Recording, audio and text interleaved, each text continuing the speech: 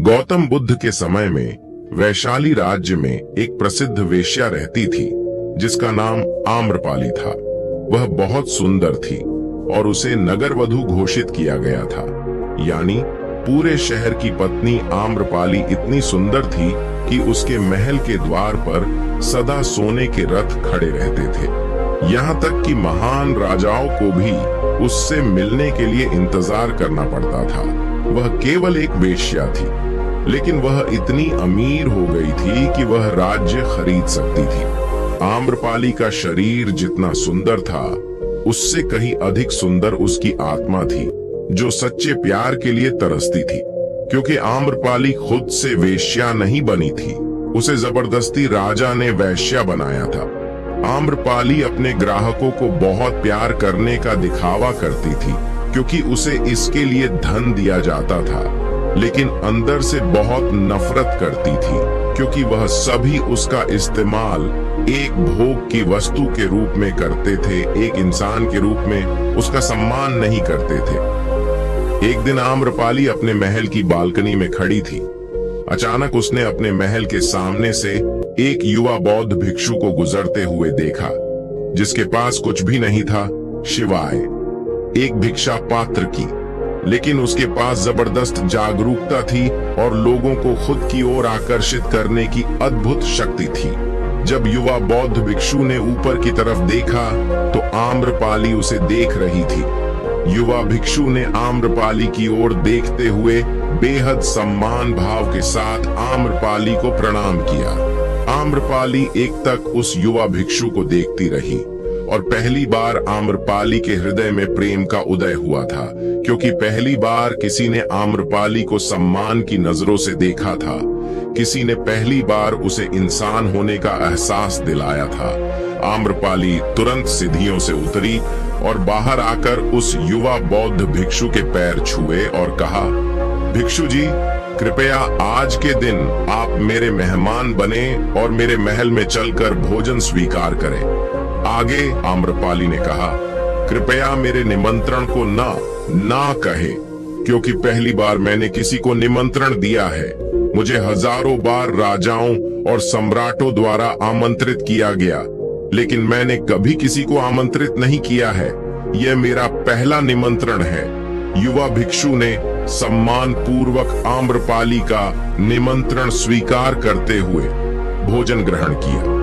भोजन देने के बाद आम्रपाली ने कहा, भिक्षु जी, आज से 3 दिनों के बाद बारिश का मौसम शुरू होने वाला है, जो कि अगले 4 महीनों तक रहेगा, और मैं आपको अपने घर में 4 महीने रहने के लिए आमंत्रित करती हूँ। आने वाले 4 महीनों के लिए यह महल आपका आश्रय होगा। मैं आपको पूर्ण रूप से आश्वस्त करती हूँ कि मैं किसी भी प्रकार से आपके ध्यान की बाधा नहीं बनूंगी, बल्कि मुझसे जितना हो सकेगा आपके ध्यान की सुविधाओं को सरल बनाने का प्रयास करूंगी। दरअसल बौद्ध भिक्षु साल के 8 महीने गांव-गांव घूमकर बौद्ध धर्म का प्रचार करते हैं और 4 महीने वहां एक ही स्थान पर रहते हैं जहां उन्हें आश्रय मिल जाता है। युवा बौद्ध भिक्षु ने कहा, माफ कीजिएगा देवी, लेकिन इस विषय में मैं स्वयं निर्णय नहीं ले सकता। आपके प्रस्ताव के विषय में बुद्ध से पूछूंगा। अगर वह मुझे अनुमति देंगे तो मैं आपके महल में आश्रय अवश्य ग्रहण करूंगा। इतना कहकर वह बौद्ध भिक्षु वहां से चला गया। इससे पहले कि वह युवा भिक्षु बुद्ध के पास पहुंचता और आम्रपाली के प्रस्ताव के बारे में कुछ बताता, उससे पहले वहां पर मौजूद अन्य भिक्षु बुद्ध के पास पहुंच गए और बुद्ध से कहा, बुद्ध, आप उस युवा भिक्षु को रुकिएगा। आम्रपाली ने उसे 4 महीने रहने के लिए अपने घर बुलाया।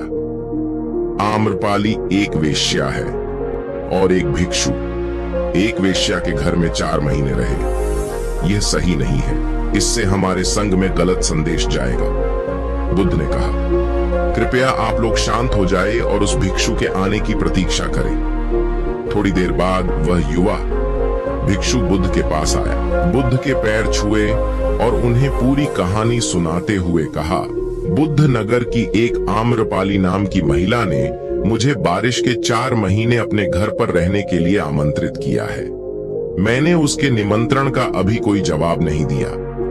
मैंने उससे कहा है कि अगर आप मुझे उसके घर रहने की आज्ञा देंगे तभी मैं उसके घर पर रहने के लिए आऊंगा।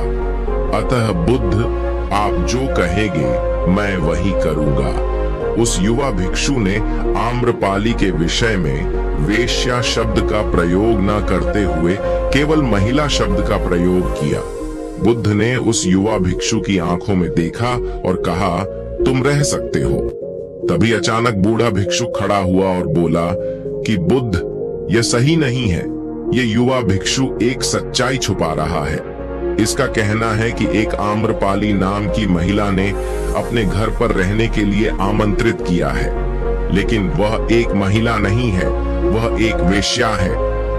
बुद्ध ने कहा, मैं जानता हूं, और क्योंकि इसने वेश्या शब्द का प्रयोग नहीं किया, इसका अर्थ है इसके मन में उसके लिए सम्मान का भाव है, इसलिए मैं इसको वहां रहने की अनुमति दे रहा हूं।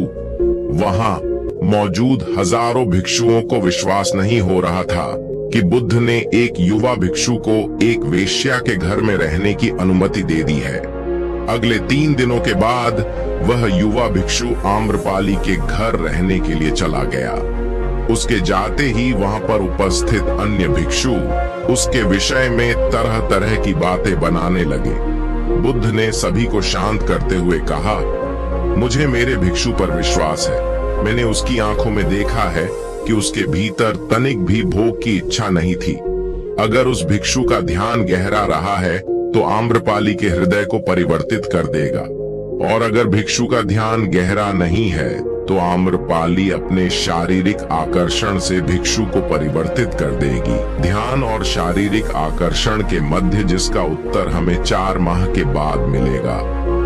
बुद्ध की बात सुनकर वहां उपस्थित भिक्षुओं ने कहा कि बुद्ध उस युवा भिक्षु पर बहुत अधिक भरोसा करके अनावश्यक जोखिम उठा रहे हैं। वो भिक्षु युवा है और आम्रपाली बहुत सुंदर है। समय प्रारंभ हुआ। वर्षा अर्थु चली गई। 4 महीने बीते और वह युवा भिक्षु वापस आया।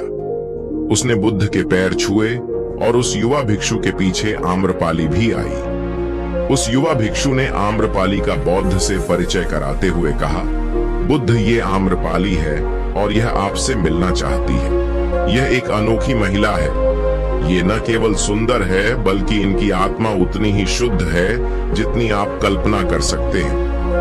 आम्रपाली ने बुद्ध के पैर छुए और कहा, मैं पहली बार देखने से इस युवा भिक्षु से प्रेम करने लगी थी, इसलिए मैंने इस युवा भिक्षु को अपने सौंदर्य से कई बार आकर्षित करने का प्रयास किया, लेकिन मैं पूर्ण रूप से असफल रही। इसके बजाय इस युवा भिक्षु ने मुझे ध्यान के प्रति जागरूक किया और यह एहसास कराया कि वास्तविक जीवन भूम नहीं अपितु ध्यान है। इसलिए बुद्ध में अपनी सारी संपत्ति आपके भिक्षुओं को दान में देना चाहती हूँ और शेष जीवन ध्यान में बिताना चाहती हूँ। इसके बाद आम्रपाली बुद्ध के शिष्यों में पहली महिला हुई जिन्हें आत्मज्ञान की प्राप्ति हुई। बुद्ध ने अपने पंथ के सभी शिष्यों से कहा, यदि तुम वेश्याओं की संगति से डरते हो तो उस डर का उस वेश्या से कोई लेना देना नहीं है, बल्कि वह डर तुम्हारे मन की उपज है, क्योंकि तुमने अपनी फामुकता को दबा दिया है और कामुक ऊर्जा को दबाया नहीं जा सकता। तुम इस गंदे विचारों को ज्यादा दबाने की कोशिश करोगे तो ये विचार और अधिक शक्तिशाली हो जाएंगे, फिर तुम इन विचारों को नहीं रोक पाओगे। अगर आप लोग गंदे विचारों को और आदतों को छोड़ना चाहते हो तो आप वीडियो को जरूर देखिए।